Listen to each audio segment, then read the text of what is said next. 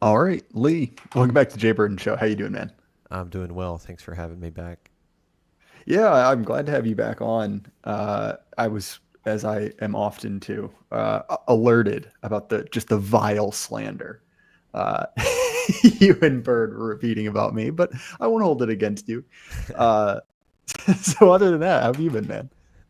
I'm good, man. Just hanging in there, same old for the most part. Yeah, I would say I would link to that episode, but every time I on air make a promise to link to something or edit it out of my show, the moment I hit the end recording button, I completely forget about it. Like it just Yeah, never happens. yeah, And so, if you listener are interested in that, you'll find it. Maybe you will, maybe you won't. Right? Highly professional podcasting. Uh, so I'm curious, right? This is a little more. yeah. Just Not leaving it in the show notes. It's in the show sentiment. yeah, yeah, exactly.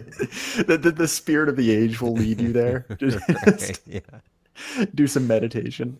Actually, somewhat related. Do you have an email associated with your podcast? yeah, yeah. Yeah. It's all kind of one sort of deal where it's like sometimes it's a newsletter, sometimes it's a podcast, but it goes out So, via email. if you have this, I'm guessing you have gotten emails from like Indian SEO scammers trying to Oh promote your yeah, podcast. yeah, Same. I get dozens of these, and they're always saying things like, "Wow, you ever feel like you're just trying anything and you can't get your podcast to work? You're just always really hustling." And I never respond to them.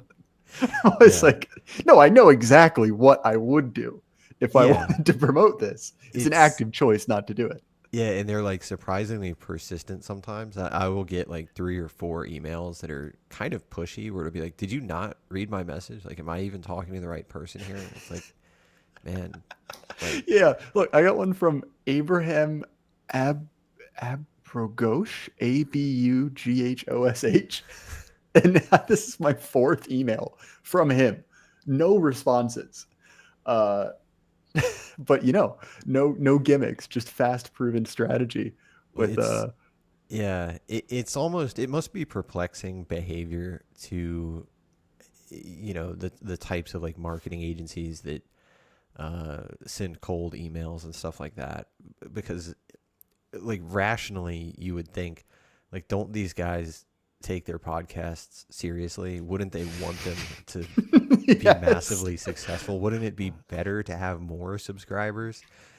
And you know, it's you cannot explain it to like the marketer's mind where it's like no.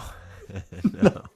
no, I deliberately antagonize my audience. Right, right, I, right. I want them to resent me.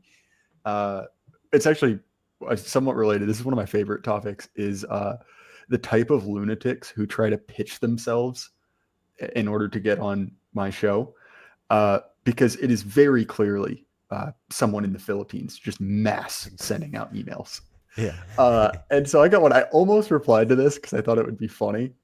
Uh, so I got one from they kindly directed it to the Jay Burton Show team, implying that I have employees here instead of being a one man operation that technically produces a podcast. And they're pitching this guy who they think will make a great fit, and he's going to tell me about the biggest threat uh, to America, which is Iranian backed anti-Israel protests at Yeah. college campuses. There it is. Yeah. Yeah. Maybe I should answer. I could get some of that Douglas Murray money. I mean, he seems to be Yeah, flush. yeah, that yeah, right. That's the key. You got to unlock that cash flow.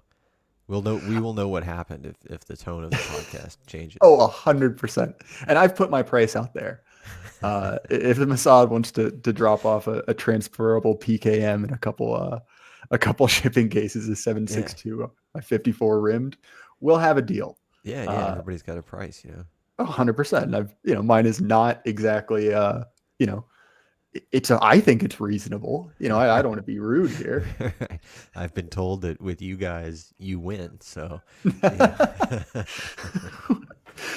with you guys in the broadest possible sense. The one of the other great ones, and this is my favorite, and look, I try not to let someone embarrass themselves too much. You know, like if I see something's going south, I'll try to provide a corrective just as an act of charity, right? You know what? Sure. It's on the Yeah. internet. You can't take things back. Uh, and I apply that to guests as well. And now I say that there's one guy I really, really want to have on who's like this schizophrenic Seventh Day Adventist, end Perfect. times prophet, and dietitian. Oh, Uh, okay. and he sends me like review PDFs of his books, which of course I've never read, but all of them have like the best like 1997 Photoshop covers, and it'll be like some woman wearing a Party City costume dress with like a devil hand choking her with like the Iranian flag and a nuke in the Oh background. man, yeah. And really, judging from the cover alone, I have almost no idea what this book is trying to tell me, but it's Yeah. out there enough that I'm like, all right, this is a good pitch. Like it hasn't quite motivated me to reply, but right around if he sends me another one, like if he gets to email number 8, I might consider it. Yeah. Yeah, that's like a Mossad operation trying to make like chick tracts or something. Yeah, that's exactly what it's like. That's that's a The other good one mashup. that always cracks me up is the is the incredibly intense subject lines. It's like I've pulled up one right now. I literally get dozens of these. Uh,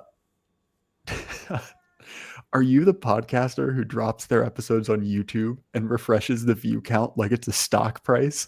Like, no, that's like the least relatable thing. Yeah. Yeah, I feel you. There's like a whole a whole world out there of stuff that is just really pushing the like take everything seriously, endless optimization, you know, kind of approach to, I don't know, being on the internet. Uh, I hate to use the term like making content because, you know, it's not. I mean, even that just takes it too seriously. But like, there are people who I don't know, like you could have every tool, like every AI tool, every SEO optimized email subject line, every whatever thing, but it's all slop. Like you would just be producing slop. We are in an epidemic of slop, and these guys don't get it. Like they're just going to perpetuate the slop. It's only going to become more like more sloppy, I guess. It's brutal. This allowing the third world on the internet has been a huge mistake. Oh, well, and honestly, this is deeply ironic because I now use an AI editing service thanks to a recommendation from Lee here. Yeah, yeah, But there is a degree to which like the AI and the proliferation of like Fiverr has basically destroyed the prestige of production value. yeah, Like effectively anyone can do it. It's no longer impressive. And obviously there's kind of a basic floor you need to get to, but there is a weird way in which like if it sounds too good, it sounds inauthentic. If it's like too polished. And again, right, the other thing that you realize, especially if you've ever gone into like the front page of any podcasting platform, is everyone you vaguely heard of has a horrible, overproduced, optimized podcast, yeah, and it's just an absolute desert of anything meaningful. And I aim to contribute to that overall degradation of discourse. yeah, yeah. It is brutal. Like, I listen to a handful of podcasts, and when I'm caught up, every now and again, I will find myself just searching like the normie podcast like options in my podcast app, right? Like if I'm, up to speed on everybody, it's all like shockingly bad. Like a while back, I turned on an episode of I think it was Pod Save America. That's the big one, right? and because I had never heard it, like you hear about it, and it came up. I think it was like the number one in like politics or news or something like that segment, and unlistenable. Like it was just genuinely awful in every form. Not just because I disagreed with it politically, but it was just so corny. And every other one that I've listened to, like other podcasts, like I made it about 15 minutes into it. And that was it. But the normie podcasts are really tough. They're tough to get through because I don't know, you just feel like you're being sold to, like it's just a grind to listen to it. It's very disconcerting. Well, somewhat related to that, I had kind of the same experience with NPR. Kind of in the very early stages of podcasting. NPR obviously got into it, relatively early, and a lot of it was they'd repost stuff that was on the radio. And Sure. I had been told like, oh, NPR's, it's so good, it's so highbrow. And I just remember listening to it. I was like, wait, what? Why? Like this was what was, passed off as like for the intelligent thinking person. Uh, okay, good. I get it. Like some people have a nostalgic thing for Prairie Home Companion, but without the kind of like social signaling around it, it's just garbage. Like it's again overproduced. It's pointless, kind of like chin stroking behavior, and it in the same way that like Twitter basically removed the mystique around celebrity. It's like once everyone had the ability to make nonsense audio content, it sort of robbed the prestige of the government funded version of that. If you see what I'm getting Yeah. at? Yeah. Yeah. Yeah. Yeah. Most definitely. It just doesn't ring true. It's like listening to an audiobook or something. It's just not. I don't know. I can't do it. I can't get into it. It just doesn't And you do know it for me. what? Speaking of people who aren't me having access to things that I like and how much that makes me angry, uh, I oppose this new deregulation of suppressors, really for no ideological reason other than the fact that I've wasted over $1,000 on tax stamps, and I don't want people who haven't had that experience to have nice things. Like that's basically my take on it. Yeah. Yeah. It's just pulling the ladder up. You know. It's like yeah, Yes, man. Like I you watched know. the Boomers and I was like, yes, that's how you Yeah. do it. Yeah. Right. Right. Yeah. Yeah, man. I, I'm very curious if that is going to go through. Like at the time of recording, it has not. Uh, I haven't been following it super closely, mainly for the, you know, kind of the same reason. It's just like, yeah, man. You know, like for anyone who's already done like the NFA song and dance, it's just like, okay, like, yeah, like, I mean, I feel bad because it's like I should be more excited and be like, yeah, Second Amendment, dude, cool, like loosen regulations and all that. But it, like any subject, like there's a lot of like the purity signaling around it about, well, this is bullshit. What you should really do is just completely abolish the NFA. Like, what's the? And it's like, okay, like yeah, I understand that argument, uh, and I guess from like a consistency standpoint, that's probably correct. But like, just take the win, right? Like the $200 flat tax on this is gone, or it would be gone if this passes. Like, just like that's fine. Just take the win. Like it, of course, I mean, it's kind of a ridiculous thing that a silencer is like treated the way it is in America, as like this insanely evil device that has such a stigma around it. But it's like, look, man, like, would you rather pay the $200 or would you rather pay $0? Like $0 is a better deal. Yes, it's annoying to still have to submit your fingerprints and photo and all that kind of thing, but I've just been kind of zoned out on it. It's just it's just tough to watch. Just a lot of cringe surrounding it. Oh, 100%. And again, I'm of two minds about it, which is one, I'm not particularly a big fan of the federal government. I don't really enjoy the prospect of giving them money. But also, I have access to the Palmetto State Armory product reviews page, the same that everyone else does.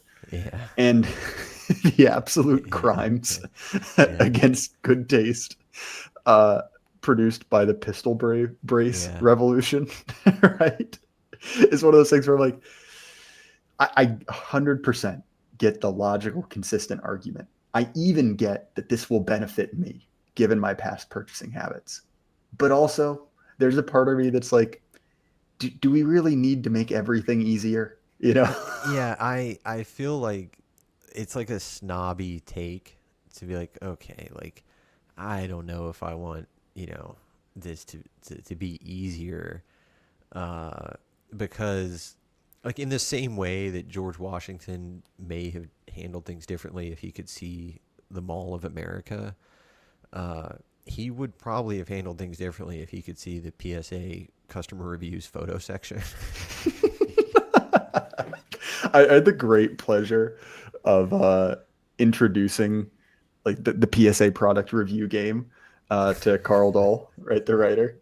Yeah, And he's a gun guy. He's a kind of an older generation than you or I are, just ancient. Like I mean, just one foot in the grave. I mean, I'm surprised he's not dead already. yeah, he's Uh, 42.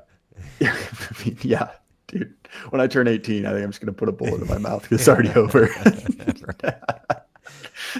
But watching someone like go through that just dumpster fire for the first time, just to hear the like combination of awe and disgust, because it really is the like modern mall ninja thing.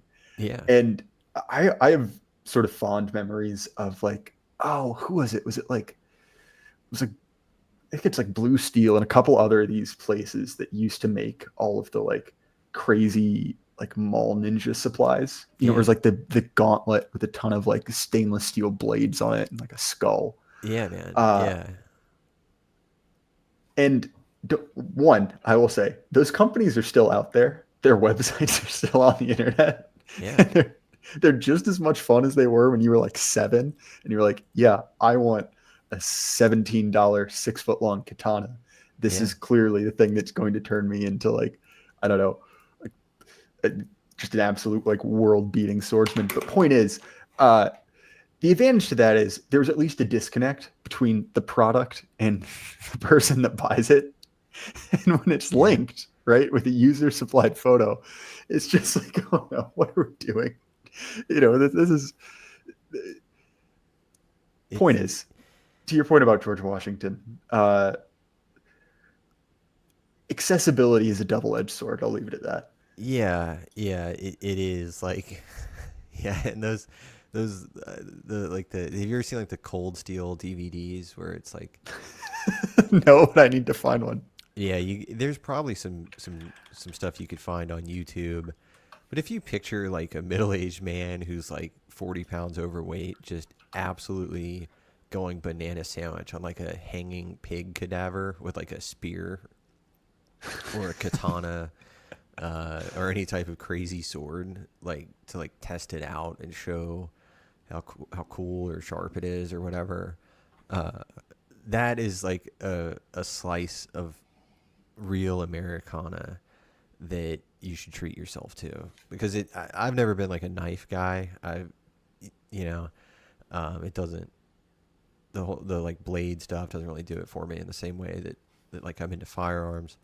And so it's always kind of been a mystery to me because a lot of guys, are into both, and like that's fine. Like I have, buddies who are like knife guys or whatever, like, uh, but the fascination, like the DVD selection where it's just like, oh yeah, we made a spear, and we're gonna throw it at like a cadaver that we bought, and it's in like a little like studio setup, and it's like very serious. There's like uh, some real intensity to it, and it strikes me that I have virtually nothing in common. I would never come in from a day of work and like throw my keys down and like fire up the DVD of like a guy testing out like a little pocket jabby knife on a dead pig or something. Okay, I found exactly the website I was looking for. It's Bud K, Budk, and they have a segment on their website just called "Cool Stuff," which Perfect.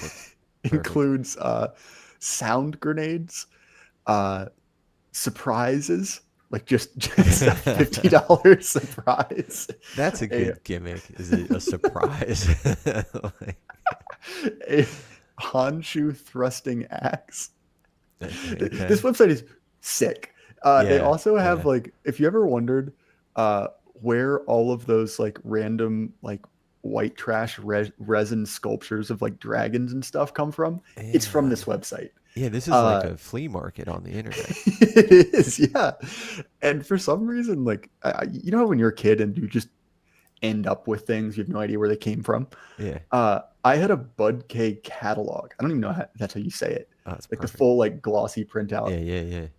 And when you're like 9, this is the coolest stuff in the world. And of course, when I was like, Mom, I need $26 to buy a Bowie knife set. Very kindly, my mother was like, you don't know what you're doing to yourself. Like I, Yeah. I refuse to let you do this. Yeah. Yeah. Yeah. I mean, like, like I'm looking at this right now. I see the lighter caddy knife where, for the listener at home, picture a Bic lighter that mounted to the non-Bernie side has a small pocket knife. It looks like a small fixed blade knife. No, okay, assisted opening. Sorry, 2.5 inch blade. So, so presumably, what you would do with this is when someone asks you for a cigarette and you've decided that the use of lethal force is now authorized for whatever reason, you produce the lighter, you pretend like you're gonna light the guy's cigarette. Uh, this probably is taking place in like mid 1980s Chicago on the subway. Charles Bronson is there, and then the 2.5 inch blade, you flip that open, stab the guy in the neck, and then all the girls cheer for you and you get married. That is what goes on, I think, in people's brains when they see this. And it's only $4.98.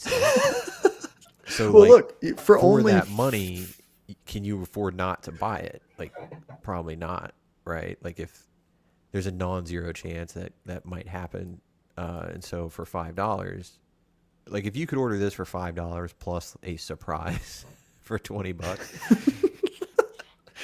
well, see, they're even more. They're even more, I guess, like obscure options. So there's Gil Hibben Thor's Sickle Ulu, Okay. which is a collection of words that I think I've got like 2 of those. Just gathering from context, Gil Hibben, he's a guy, Yeah. and for $42 you could get this like it's sort of like a deadly pizza cutter with some bald guy's name on the side, which you know is pretty is pretty compelling. But Yeah. to go back to your point about knife guys, uh, oh dude, this is sick. I just got to send you a screenshot of this. I can't even describe this. Yeah, it's got all the skulls on it. It's like you know what this website is? It's the knife equivalent of Facebook T-shirts. Oh Like, yeah. Okay. Yeah. Yeah. like, Yeah. but point is, I'm not getting distracted looking at knives. Oh Here's what man. I will say: a lot of people cast aspersions on gun guys, right? Because you know we have a touch of the tism, you get a little intense about things that don't matter, you know, kind of hyper focus on things.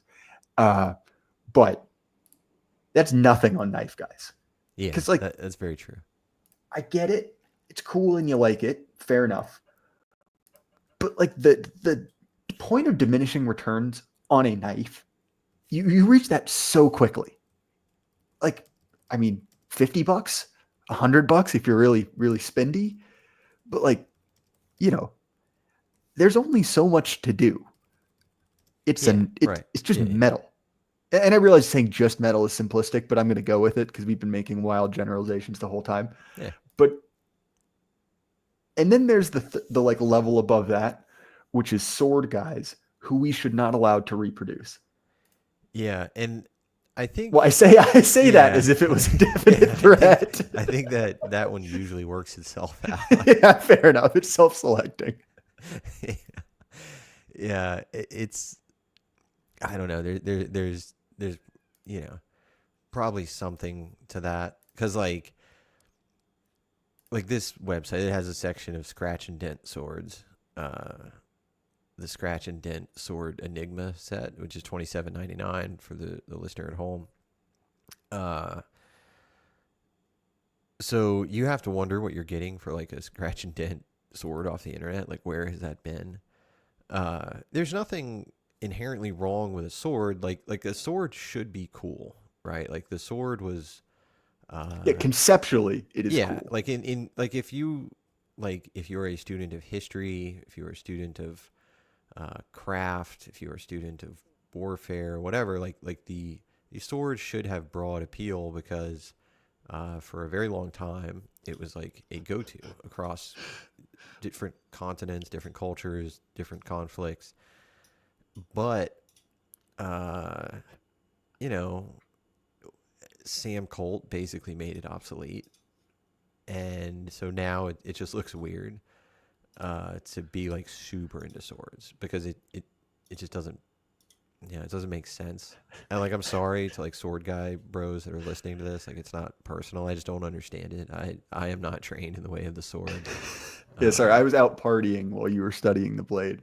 and Uh, now I podcast to you asking for forgiveness and yeah. so I decided to share my screen because this is indescribable. This listing for the Honshu mystery That's box, good. just a guy standing next to a box with like a like uh, I don't even know what you describe it as, but like a It looks like it's exploding. Like you yes, ordered yeah, a like a I don't know. Pulp Fiction esque glow coming out of Yeah. it. And I think the most confusing part is, despite being almost $400, it's remarkably well reviewed. You know, that's Yeah, I four and a half mean, stars right. for a mystery box. That's crazy because normally, like, you know, I mean, to be a little vulgar, like if you tell someone that you spent $350 on the internet for mystery box, you would not think that Uh, you're getting like a scratch and dent sword and a noise grenade. Like, I mean, this is an insane deal. For $350, you can get an exploding, an IED delivered right to your door.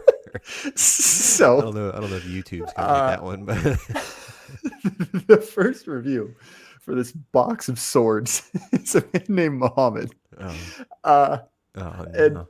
given the existence of Live Leak, I am quite convinced that this guy is the foremost authority on the quality of internet swords.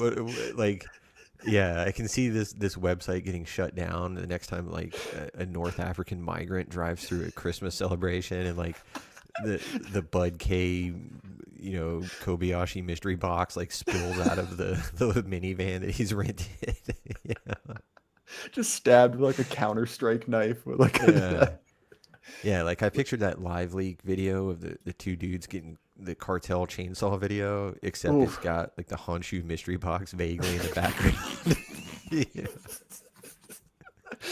Uh, even somehow, I think we found yet another level, which is sword canes.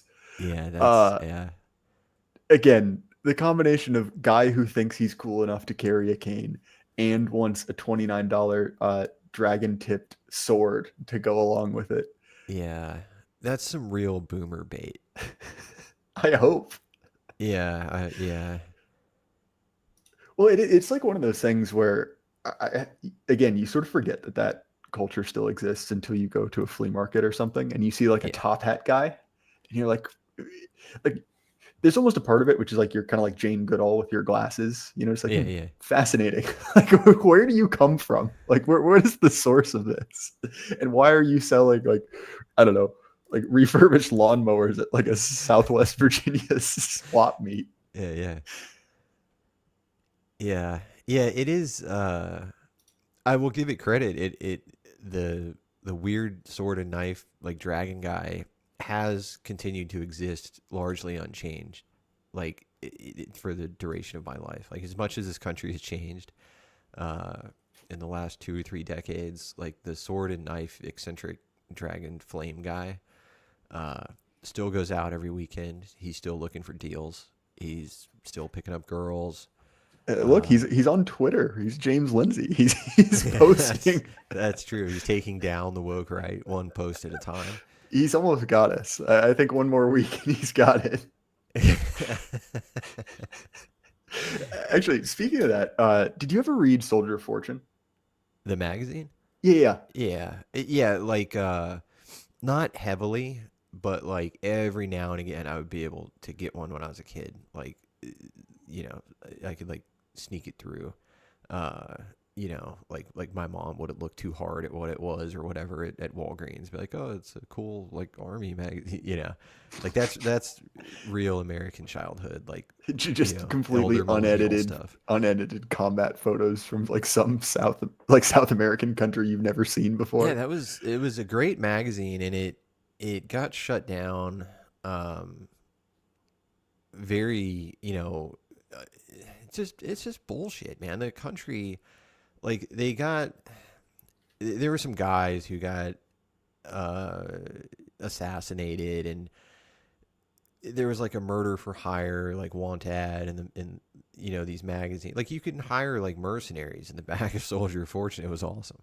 And so some guys got killed, and it's like, okay, like I thought we were doing freedom of the press, right? Like, sure, like you could put the guy in jail for being an assassin, but you can't shut down the magazine for having some good classified ads. You Well, know what I and mean? somewhat related, the reason I brought it up is because all of the other classifieds in Soldiers of Fortune were complete nonsense. Yeah. Like it was all like people selling like how to do the dim mock, right? Like how to Yeah, stop yeah, someone's heart yeah, with your fist, yeah, yeah, or yeah, exactly what we just saw, like yeah, knives and stuff, like improvised explosive devices. You could make those, but it was all nonsense. And yeah, so the one time someone called that number and actually got what they paid for, it's like really yeah, they the odds were in your favor, yeah, Mr. yeah. Anti-assassination guy. Like Yeah, like it is. There is always that one-off chance, like you are gonna get a guy with like a dragon sword and a weird cane sitting in his like armory basement, and like the phone rings and it's the Soldier of Fortune phone, and he's like, then it turns into like, like a old noir film, and he just answers it in a smoky room, and he's like, I got to take one last job before retirement. And he's got to go kill some guy in Texas, his wife, because she's cheating on the husband. And, he shuts down the whole franchise. It's a yeah, tragedy. one of the honestly, there were two ways I read. One, which is just I literally think that my grandpa had copies of those since the 70s, Yeah, just like yeah. sitting in a box somewhere, and as an aspiring kid, I found those. The other one is they were one of the first things put up on Internet Archive, and I think they're still up there. You can find all of them, and they're Oh, kind of fun nice. to go back through. But I think it was weirdly enough a bizarrely relevant character in the firearms world got his start there. Was I think it was Masad Ayub got his start at Soldier of Fortune, if I'm not I, mistaken, yeah, I believe that. Yeah. writing the exact sort of nonsense you'd expect from him. Yeah. Yeah. Yeah. Uh huh. I'll be honest, I was shocked to learn he was Syrian, is all I'm going to say. Yeah, not what you would go to necessarily. You Just to know, show you, the old ethno guesser, it isn't always right. there's room, there's room for error in the ethno guessing game. Even in the most Um, finely tuned system. yeah, Although to be fair, if your name was like John FBI, it would yeah, be yeah, like a yeah, pretty right. decent game. Yeah, yeah. Masad Ayub is like that's an interesting. Uh, that's like another real like boomer phenomenon. Uh, like his. I think he probably means well. He's probably like a nice enough guy, and the world has changed greatly in how it Look, all I'm consumes saying is gun I'm calling content. those numbers in the back of Soldier of Fortune magazine, and he Yeah. better hope that I keep keep getting dead numbers. like his content is so, I don't know. It's over the top in a lot of ways. And I wish it would change. I guess. uh, just all right. I should probably stop threatening Yeah, 76-year-old man. right. Although he's apparently, according to Wikipedia, he is the director of the Lethal Force Institute, Yeah. which, as far as branding goes, I mean that's pretty good. It is because it's like like it's got to make it tough to book like hotels for conferences and stuff, right? Like, can you imagine calling like a Marriott and being like, I need to use your conference room for a lethal force conference? Like, no, like no, seriously, I work at whatever the Lethal Force Institute. I need about 300 people. Like, what's your sword policy? It's just not gonna work. Dude, this blog's great, dude. uh, if you're wondering, the third thing down is debating the utility of 38 special, Yeah, which is right, an right. article that could have been written literally any time in the last 110 years. Yeah, yeah, and Whatever. that's what you get is like, it'll be like, oh, here's what we think about 38 Special. Like, this is really great for breaking up gangs of Irish dock workers in New York City in the year 1915. Like, I you know, appreciate the relevant social commentary. yeah, you know what I mean? Like, you may have seen this round used in gangs of New York. Like, this was, you know, like, and the thing that cracks me up about all of like that world of commentary. This article, the image for the article is very clearly a photo he took of his car's infotainment system, and you can see his reflection in the photo. I don't know why this cracks me up as much as it does. Sorry, this is stupid. I don't know why I'm reading this blog. Sorry, you were actually saying something relevant. Well, it's been going around Twitter a little bit. It's kind of relevant with Mossad Ayub is that like these guys are super uh like focused on a lot of like FUD gun safety rules. I did a whole podcast episode. This is not a plug for it, but making fun of his thing about weapon lights. Like, these guys all think that like, oh man, you should never have like a weapon light on your gun. You should have a flashlight in your hand. That way you can shine your light on stuff. And if you need to use your gun, then you pull out your gun. But if you draw your gun and it's got a light on it, then you might accidentally point your gun at something you don't want to shoot. And, it's like, yeah, man, grow up. Like, just don't shoot it if you don't want to shoot it. Like, who fucking cares? Like, if I'm in a position where I feel like I may need to shoot something, like if I'm in a dark environment and I'm like, holy shit, I might have to shoot whatever is making that noise, like, I want my gun to be pointed at it when I shine my light at it. That's fine. There's nothing wrong with that. And anyone who says there is something wrong with that uh, is a word I can't say on YouTube. So, no problem. Like, just grow up. And this guy's entire career has been about like, here's the lethal force. Here's how you do this thing. Like, carry 6 guns in case the mugger takes your first gun, and then you get your other gun, and it's like, dude, just shoot the guy. It's fine, man. Like, don't worry about it. Like, You're it's you're okay. overcomplicating what's a relatively Yeah, simple yeah. process. The gun has already solved all of these problems. Like, it's it's no problem. Like, it's like I would spend a whole career as a lethal force instructor, soldier of fortune, op-ed guy, but I would never, never, never, ever break one of the 4 rules of gun safety in a panicked moment. It's like, okay, man, like, You also wrote in a magazine that regularly featured photo documentation of war crimes. right, right, I don't right. know, Well, yeah, dude. Right. The only crime in war is to point your weapon light at something before you've made the shoot no shoot decision. I That mean, is that's really what Nuremberg was about. If you notice, Hitler shot himself, which does violate at least yeah, several of the that firearm was safety that was rules. the NRA's Nuremberg. Like no, charge number one, you did not treat every weapon like it was loaded. Charge number two, you pointed at something but you did not intend to destroy. Well, Yeah. all right, never Well, mind. Maybe there's an no, argument there. Cringe not guilty on that one. Dear Masad Ayub, does killing yourself Yeah, say we go yeah, about Kurt Cobain? Excellent gun safety. yeah. Right. Yeah. I mean, I guess. There's an Yeah. op-ed to be written, but Yeah. realizing Yeah. that Using your handgun to kill you does kind of pass the gun safety rules, right? I mean, I think it must. There's an old there's an old green text taken off K from like whatever 2006 or something, where it's like it's at the top of the feed. And it just says like you can't see the full post. It says I want to kill myself, but I don't want to contribute to gun death statistics. What should I do, bros? And I appreciate it. Thanks for being considerate, I guess, as you check out. yeah, yeah. No, it's good. It's the safetyism thing is like a real problem with the online gun community. Like there was. Did you see all the stuff about breaking 180 the past week Oh, or yeah, I two? don't understand this. Like Yeah. So pedants.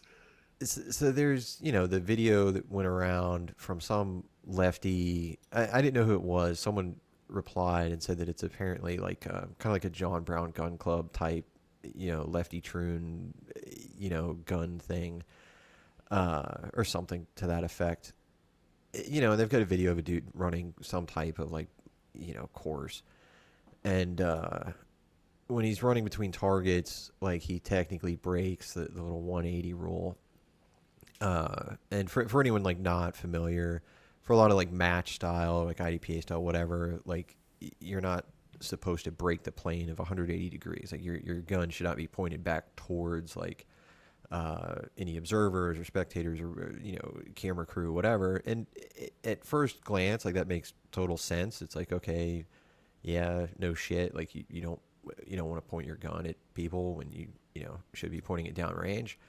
Like that's fine, but this guy's not, you know, in that type of setting. He's training to some type of like realistic standard where, he was not being unsafe with the firearm in this clip. That's the important thing, is that any time that he was not at, in a firing stance, his finger was off the trigger, the muzzle was pointed up over the cameraman, so it was fine. Like this is fine. Like if what you are doing, like if your goal in training, the post said that the guy was like a military guy.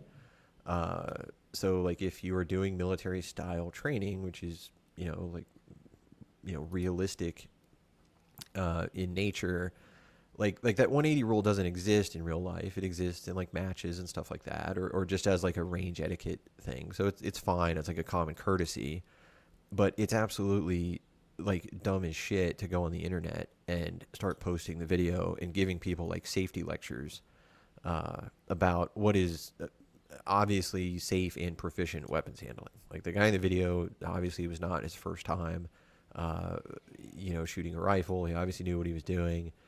At no point was the rifle ever pointed at another human. It was not ever actually causing any danger.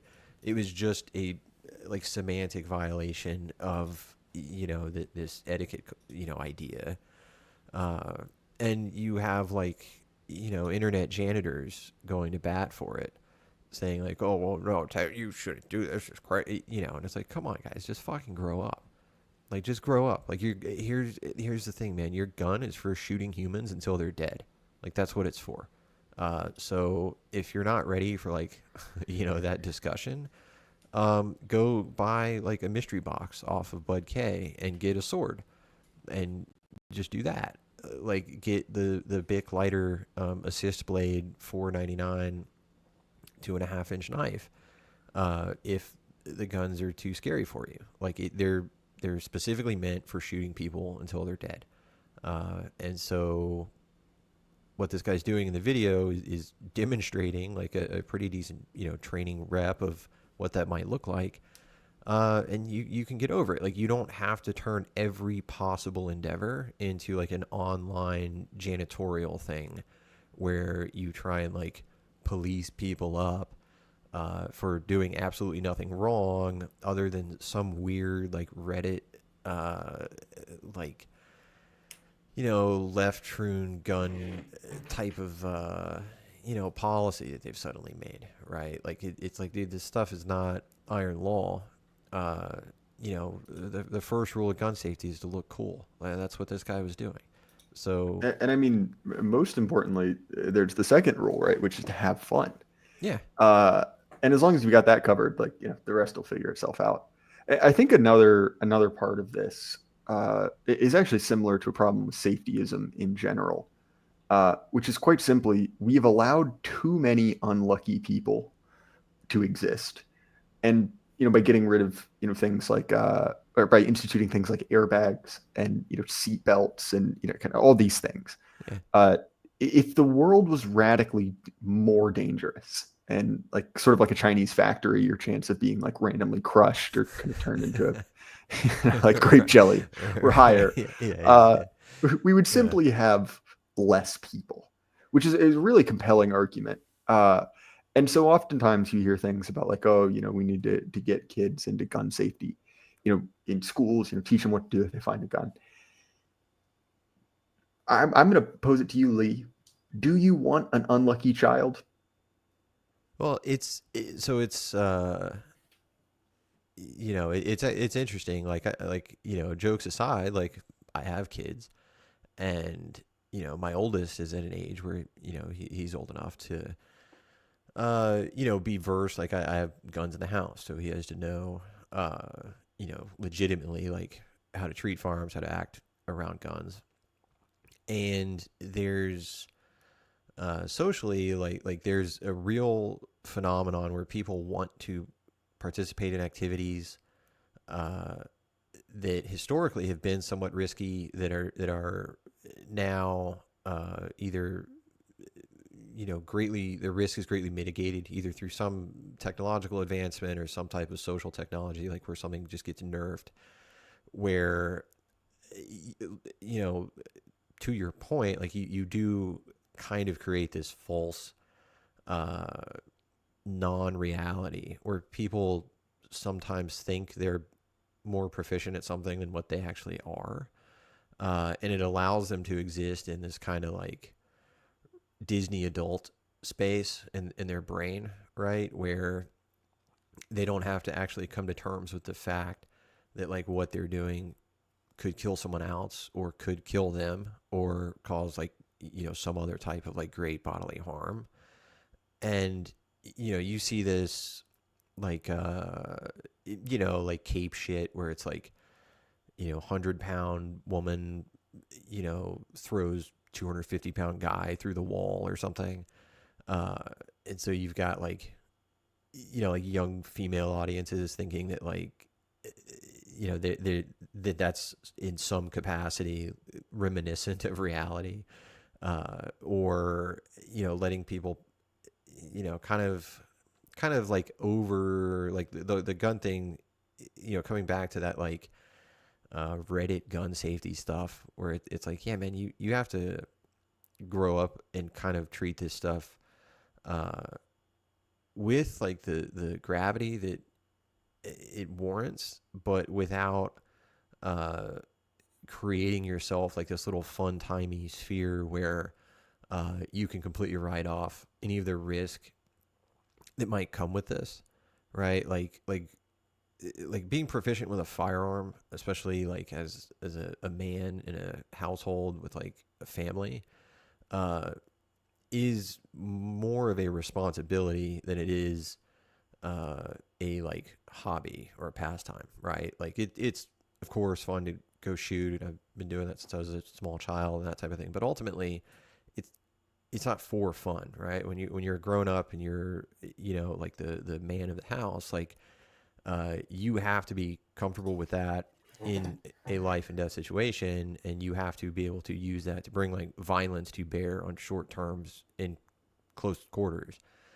So spending every moment of like your interaction with these things in, this net of like, okay, purity spiraling and etiquette rules, and oh, don't break 180, don't your weapon, this stuff is like childish. It's a way of turning like actual gun use into, like a safe Nerf kind of environment.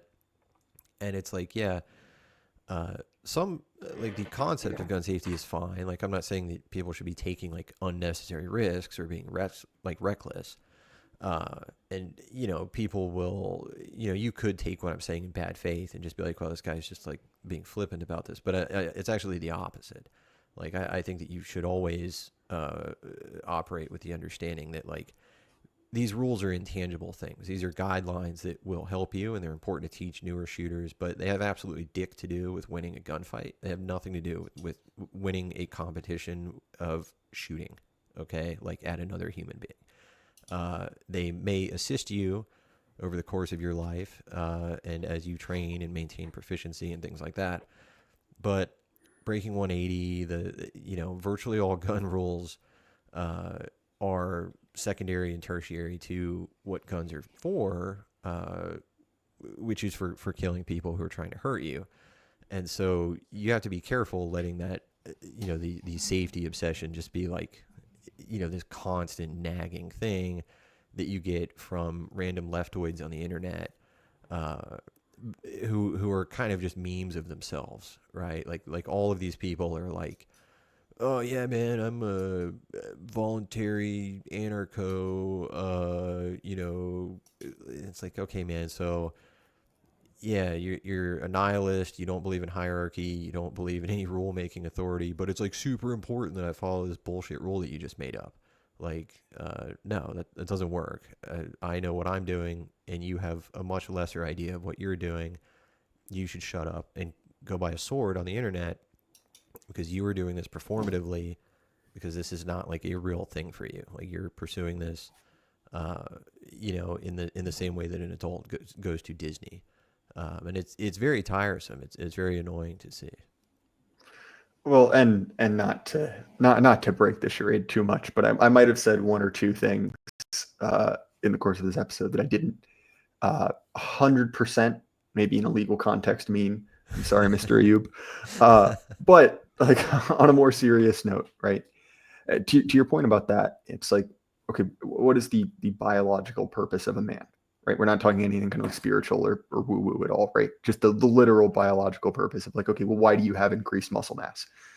Basically to beat someone to death with, right? Like to be a like to go in like into some sort of physical altercation. Right. Right now, that's not normative. I'm not telling you like, hey, go beat someone to death with a 2x4 or something. Don't do that. And if you do not link me to it. But point is, like that's sort of in your genetic code, right? That capacity and I guess to a certain degree, like the desire for physical confrontation. And so in much the same way that there's a certain amount of physical capacity that is tied to your ability to be a man, like when we look at the sort of like the tradition of our people, right? When we go to something like, what does it mean to be, like the lord of your own castle, right? Tied to that is a capacity for violence, right? Is that like, look, like sometimes there are situations which cannot be resolved reasonably, right? Like there must be some sort of physical contest, and you owe it to you and yours to be competent in that situation. Uh, One of the things like it's just kind of a through line in American history is that Quakers are the absolute worst. And one of the reasons Quakers were not particularly popular in the colonial period is they were obviously pacifists. And when you have a hostile civilization living basically on top of you, that doesn't work very well. And so instead of actually being citizens, right, doing their part, they just brought the Scotch Irish in, and that's why my people settled in Appalachia, right, basically to act as the like Right. buffer savages. But point is, right, like that capacity for violence is integral not only to what it is to be a man, but also to our kind of tradition as heritage Americans, right? It was very much seen as part of being, a citizen. And I sort of echo your points about firearms ownership. Like I enjoy owning guns. It's neat. It's my special interest, if you want to use that term. And that doesn't mean that every time I'm shooting a gun or every gun I own is like this maximally practical thing, right? Things you can just enjoy things, but at the same time, it's like, well, why is that something that for many men is resonant? Like, why do they like doing that, right? Well, it's basically you are doing the thing that your body, your evolution was pointed towards, right? Like building that kind of capacity for violence. And yeah, to me, the kind of like the sort of like Reddit gun culture, which is basically consumerism, in kind of a new form. I just find these people insufferable, and it is very much tied with this kind of like Janny attitude towards safety, right? Where it's like, these are the rules and we've established the rules and everyone agrees on the rules. And if you violate the rules, then, we're going to put you in timeout, basically. I have almost no patience for that. But Well, Lee, yeah. oh, sorry, I'll let you finish that thought. Well, it's like in keeping with a lot of things that are a genuine problem in our culture. It's a way of deciding who the actual. It's like a way of deciding who the experts are by exactly how many safety policies they can follow, and Mm, that is not in keeping with the American tradition, right? Like in the same way that like no one in their right mind be like, wow, this guy is like a really great rifleman because no matter what, like he follows the Reddit rules of gun safety, uh, would never train in such a way that like breaks 180 or is somewhat realistic or has some increased element of risk, something like that. Uh, when in all reality, like it's important to do those things, and not ever doing those things uh, perpetually like maintains you as a novice. Now, I mean, I realize, to an extent, like there's only so much you can do on like the civilian side. Like I'm coming out of, like a military background. So I understand that it's not uh, super practical for everybody, but this thing where it's like, oh man, this guy follows all the HR policies. So this is pretty much like the Davy Crockett of the internet.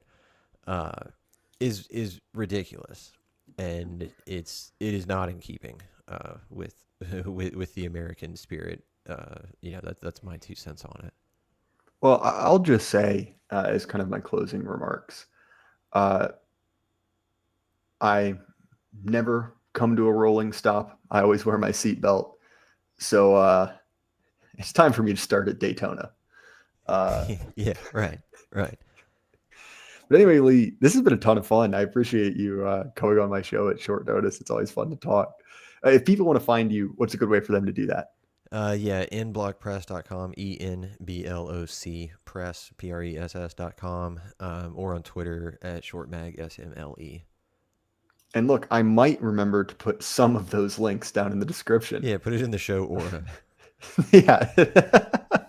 Again, much like my point about not wanting unlucky children, it's like, well, Lee, do you really want someone to listen to your podcast who can't figure out how to use Google? I'm really doing you a favor by being Yeah, bad right, at my right. job. Yes, yes. The first filter is telling people, is not telling people how to subscribe. Yeah, exactly. Don't do it. Don't press that button. Anyway, if you do want to find my stuff, Apple, Spotify, YouTube, check out our sponsor, Axios Remote Fitness and Coaching, and North Appalachian Supply for all your gear needs. Again, Lee, I appreciate it. And everyone at home, keep your head up. The light can't last forever. Good night.